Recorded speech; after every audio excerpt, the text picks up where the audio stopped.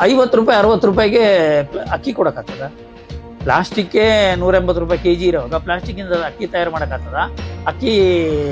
Plastic ಅಕ್ಕಿ ಬೇಯಿಸಕ್ಕಾಗ್ತದ? Plastic ಅಕ್ಕಿ resin ಅಂತ ಬರುತ್ತೆ, ರಾಳ ಅಂತ ಕರೀತಾರೆ. ರಾಳ ಅಂತಕ್ಕಂಥದ್ರ ಫೋಟೋ ಇಲ್ಲಿದೆ. ರಾಳ ತಯಾರಾಗೋದು ಕೂಡ ಈ ತರ ಮರದ ಗೋಂದುಗಳು, ಮರಗಳಲ್ಲಿ ಈ ತರ ಗೋಂದಿನ ತರ ಬರುತ್ತೆ. ಇಟೋ ರೈತ ಗದ್ದೆ ಒಳಗೆ ಬೆಳೆದಿರ ಅಕ್ಕಿ ಇದ್ದಂಗೆ ಇರುತ್ತೆ. ಅಡುಗೆ ಮಾಡ್ತಕ್ಕಂಥ ಭಟ್ಟ ಯಾಮಾರಿ 5 ನಿಮಿಷ ನಿದ್ದೆಗೆ ಜಾರ್ಬಿಟ್ಟ ಅಂದ್ರೂ ಅದನ್ನ ಮುದ್ದೆ ಆಗಲ್ಲ, ಹುಡುಗುಡಿಯಾಗೇ ಇರುತ್ತೆ. ಯಾಕೆ ಅಂದ್ರೆ ರಾಳ ಅಂತಕ್ಕಂಥ ಸಿಂಥೆಟಿಕ್ ರೆಸಿನ್ ಅಂತಕ್ಕಂಥ ಕೆಮಿಕಲ್ ಇದೆಯಲ್ಲ ಆಡ್ ಮಾಡಿರೋದು, ಅದು ಮನುಷ್ಯನ ದೇಹಕ್ಕೆ ಎಫೆಕ್ಟ್ ಮಾಡುತ್ತೆ. ಗುಲ್ಬರ್ಗಾದಲ್ಲಿ ನಡೆದಂತ ಒಂದು ಸತ್ಯ ಘಟನೆ 2011ರಲ್ಲಿ ಪ್ರಕಟ ಆಯ್ತು. ಇದೇನ ಬಂತಪ್ಪ, ಮೂಳೆ ಕುದಿಸಿ ಎಣ್ಣೆ ತುಪ್ಪ. ನೀರಿನ ಶಾಖಕ್ಕೆ ಆ ಮೂಳೆಗಳಿರ್ತಕ್ಕಂಥ ಕೊಬ್ಬಿನ ಅಂಶ ಮೇಲಕ್ಕೆ ಬಂದು ತೇಲುತ್ತೆ. ಆ ತೇಲಿದ್ದನ್ನ ಕಲೆಕ್ಟ್ ಮಾಡಿಬಿಟ್ಟು ಟಿನ್ಗಳಿಗೆ ತುಂಬಿ 15 ಕೆಜಿ 20 ಕೆಜಿ ಆಲೂಗಡ್ಡೆನ ಕೈಯಲ್ಲಿ ಕಲಸಿ ಕೈ ನೋವು ಬಂದ್ಬಿಡ್ತದೆ. ಅದಕ್ಕೋಸ್ಕರ ಸುತ್ತು ಆ ಕಡೆ ಈ ಕಡೆ ನೋಡ್ತಾ ಇದ್ದಾನೆ ನೋಡ್ರಿ. ಆ ಕಡೆ ಈ ಕಡೆ ನೋಡ್ಬಿಟ್ಟು ಪಾತ್ರೆ ಒಳಗೆ ಆಹಾರಕ್ಕೆ ಸಂಬಂಧಿಸಿದ ಹಾಗೆ ಒಂದ್ಸರಿ ದೊಡ್ಡ ಪ್ರಪಗಂಡ ಇದ್ದಿತ್ತು, ಪ್ಲಾಸ್ಟಿಕ್ ಅಕ್ಕಿ ಅಂತ. ಪ್ಲಾಸ್ಟಿಕ್ ಅಲ್ಲಿ ಅಕ್ಕಿ ಮಾಡಕ್ ಸಾಧ್ಯನಾ? ಇಲ್ಲ. 1 ಕೆಜಿ ಪ್ಲಾಸ್ಟಿಕ್ ಇವತ್ತು ನೀವು ಯಾವ್ದೇ ತಗೊಂಬನ್ನಿ 160-180 ರೂಪಾಯಿ ಇದೆ 1 ಕೆಜಿ ಪ್ಲಾಸ್ಟಿಕ್. 50 ರೂಪಾಯಿ 60 ರೂಪಾಯಿಗೆ ಅಕ್ಕಿ ಕೊಡಕ್ಕಾಗ್ತದ?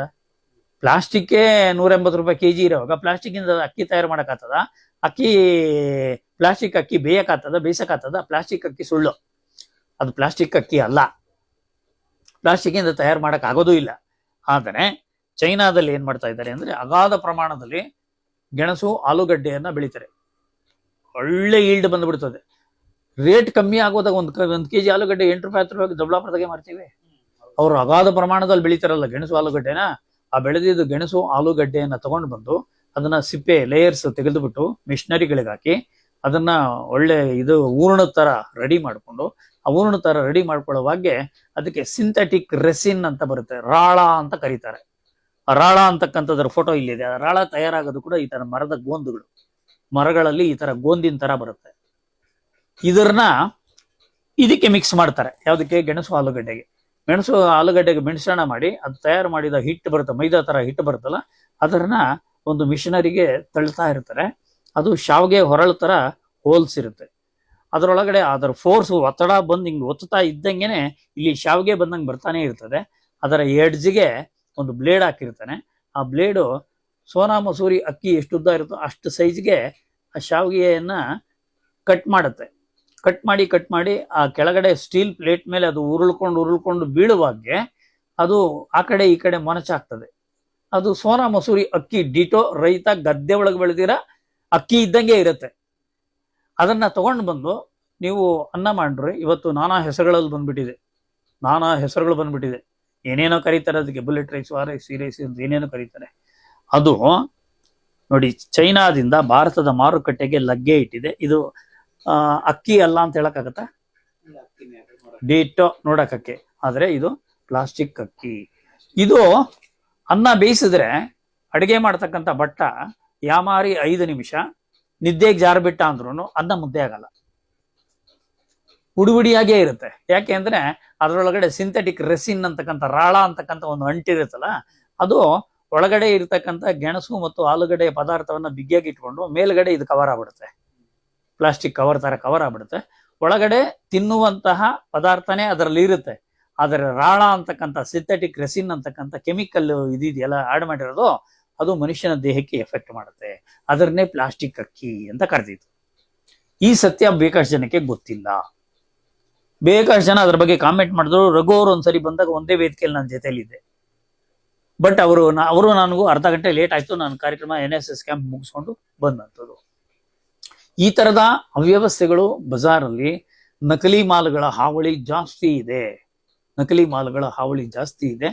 ತಂದು ತಿಂತೀರಾ, ಶುದ್ಧವಾದ ಆಹಾರವನ್ನ ತಗೊಳ್ಳಿ. ಒಂದು ಜೀನ್ಸ್ ಪ್ಯಾಂಟ್ ಖರೀದಿ ಮಾಡ್ಬೇಕಾದ್ರೆ ಎಷ್ಟು ಹುಡುಕ್ತೀರಾ? ಒಡವೆ ಅಂಗಡಿಗೆ ಹೋದ್ರೆ ಒಡವೆ ಹುಡುಕಾಡ್ಬೇಕಾದ್ರೆ ಹೆಂಗಸರು ಎಷ್ಟು ಗಂಟೆ ಅಲ್ಲಿ ಟೈಮ್ ಪಾಸ್ ಮಾಡ್ತಾರೆ. ಒಂದು ಸೀರೆಗೆ ಬ್ಲಾಚಿಂಗ್ ಬ್ಲೌಸ್ ತರಬೇಕಾದ್ರೆ ಎಷ್ಟು ಹುಡುಕಾಟ ಮಾಡ್ಬಿಡ್ತಾರೆ.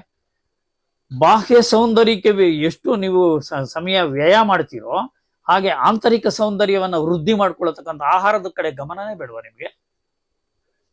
ಬೇಡವಾ? ದಯವಿಟ್ಟು ಅದನ್ನ ಎಲ್ಲ ವೀಕ್ಷಕ ಬಂಧುಗಳು ಅದನ್ನ ಇಟ್ಕೊಳ್ಳಿ. ಇತ್ತೀಚೆಗೆ ಗುಲ್ಬರ್ಗಾದಲ್ಲಿ ನಡೆದಂತ ಒಂದು ಸತ್ಯ ಘಟನೆ. 2011ರಲ್ಲಿ ಪ್ರಕಟ ಆಯ್ತು. ಇದೇನ ಬಂತಪ್ಪ ಮೂಳೆ ಕುದಿಸಿ ಎಣ್ಣೆ ತುಪ್ಪ. ಇದೇನ ಬಂತಪ್ಪ ಮೂಳೆ ಕುದಿಸಿ ಎಣ್ಣೆ ತುಪ್ಪ. ನೋಡ್ರಿ, ಇಲ್ಲಿ ಕೊಪ್ಪರಿಗೆ ಒಳಗಡೆ ಡ್ರಮ್ಗಳಲ್ಲಿ ತುಂಬಿಟ್ಟಿದ್ದಾರೆ. ಈ ಕೊಪ್ಪರಿಗೆ ಒಳಗಡೆ ಮೂಳೆ ಅಂತ ತಗೊಂಬಂದು ಇಲ್ಲಿ ಹಾಕ್ತಾರೆ, ಬಾಯ್ಲ್ ಮಾಡ್ತಾರೆ. ಆ ಬಾಯ್ಲ್ ಮಾಡಿದಾಗ ನೀರಿನ ಶಾಖಕ್ಕೆ ಆ ಮೂಳೆಗಳಿರ್ತಕ್ಕಂಥ ಕೊಬ್ಬಿನ ಅಂಶ ಮೇಲಕ್ಕೆ ಬಂದು ತೇಲುತ್ತೆ. ಆ ತೇಲಿದ್ದನ್ನ ಕಲೆಕ್ಟ್ ಮಾಡಿಬಿಟ್ಟು ಟಿನ್ಗಳಿಗೆ ತುಂಬಿ ಅದನ್ನು ಡಾಲ್ಡಾ ರೂಪದಲ್ಲಿ, ಎಣ್ಣೆ ರೂಪದಲ್ಲಿ ತುಪ್ಪಕ್ಕೆ ಬೆರೆಸೋದು, ಎಣ್ಣೆಗಳಿಗೆ ಮಿಕ್ಸ್ ಮಾಡ್ತಕ್ಕಂಥ ಕೆಲಸವನ್ನ ಮಾಡ್ತಾ ಇದ್ದಾರೆ. ಇಂಥ ಎಣ್ಣೆಯಲ್ಲಿ ತಯಾರು ಮಾಡಿದ ಫುಡ್ ಅನ್ನ ಎಲ್ಲಾ ಜಾತಿಯವರು ಹೋಟ್ಲ್ಗಳಲ್ಲಿ ಹೋಗಿ ತಿಂದ್ಬಿಡ್ತೀವಿ. ನಾವು ಪ್ಯೂರ್ ವೆಜಿಟೇರಿಯನ್ ಅಂತ ಯಾವ ಬಾಯಲ್ಲಿ ಹೇಳ್ಕೊಳ್ಳೋದು? ಇದು ನಮ್ಗೆ ಏನಾಗ್ತಿದೆ ಅಂತಕ್ಕಂಥದ್ರ ಅರಿವಿಲ್ಲ.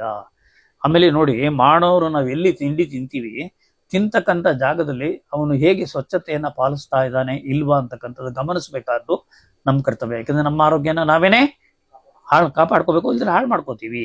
ಇಲ್ಲಿ ನೋಡಿ, ನಾವು ಉತ್ತರ ಭಾರತದಿಂದ ಬರ್ತಕ್ಕಂಥ ನಮ್ಮ ಬೇರೆ ಬೇರೆ ಬೇರೆ ಬೇರೆ ಒಡಿಶಾ, ಬಿಹಾರ, ರಾಜಸ್ಥಾನದ ಈ ವ್ಯಾಪಾರಿಗಳು ನೋಡಿ, ಅವನು ಬಿಡುವಿನ ಸಮಯದಲ್ಲಿ ಆಹಾರ ತಯಾರು ಮಾಡ್ಕೋಬೇಕು, ಸಮೋಸ ಮಾಡ್ಬೇಕು. ಅವನು ದೊಡ್ಡ ಪಾತ್ರೆ ಒಳಗಡೆ ಒಂದು 15 kg 20 kg ಆಲೂಗಡ್ಡೆ ಸುಲ್ಲಾಕ್ಬಿಟ್ಟಿದ್ದಾನೆ. 15 kg 20 kg ಆಲೂಗಡ್ಡೆನ ಕೈಯಲ್ಲಿ ಕಲಸಿ ಕೈ ನೋವು ಬಂದ್ಬಿಡ್ತದೆ. ಅದಕ್ಕೋಸ್ಕರ ಸುತ್ತು ಆ ಕಡೆ ಈ ಕಡೆ ನೋಡ್ತಾ ಇದ್ದಾನೆ. ನೋಡ್ರಿ, ಆ ಕಡೆ ಈ ಕಡೆ ನೋಡ್ಬಿಟ್ಟು ಪಾತ್ರೆ ಒಳಗೆ ಇಳಿದ್ಬಿಟ್ಟು ಆಲೂಗಡ್ಡೆನ ಕಾಲಲ್ಲಿ ತುಳಿತಾವನೆ, ಜೇಡಿ ಮಣ್ಣು ತುಳಿದಂಗೆ. ಭಕ್ತಕುಮಾರಲ್ಲಿ ರಾಜ್ಕುಮಾರ್ ತುಳಿದಂಗೆ ತುಳಿತಾವನೆ ಆಲೂಗಡ್ಡೆನ. ಇದಕ್ಕೆ ಅವನೇನೇನು ಮಸಾಲೆ ಪದಾರ್ಥ ಎಲ್ಲ ಬರೆಸ್ಬೇಕು ಮಾಡಿಸ್ಬಿಟ್ಟು ಸಮೋಸ ಮಾಡ್ಕೊಡ್ತಾನೆ. ಬೊಲೆ ಚೆನ್ನಾಗಿ ಮಾಡ್ತಾನೆ ಅವನು ಅಂತ ಹೊಗಳ್ಕೊಂಡು ತಿಂತೀವಿ. ಯಾವ ತರ ಮಾಡ್ತಾರೆ ಅಂತಕ್ಕಂಥದ್ದು ನಮ್ಮ ಜನಕ್ಕೆ ಕಲ್ಪನೆಗಳು ಇಲ್ಲ. ಅದಕ್ಕೆ ಆಹಾರದ ಬಗ್ಗೆ ಎಚ್ಚರಿಕೆ ಇರಬೇಕು ಅಂತಕ್ಕಂಥದ್ದು ನಾವು ಇಲ್ಲಿ ಗಮನಿಸಬೇಕಾದಂತ ಮುಖ್ಯವಾದ ಅಂಶ.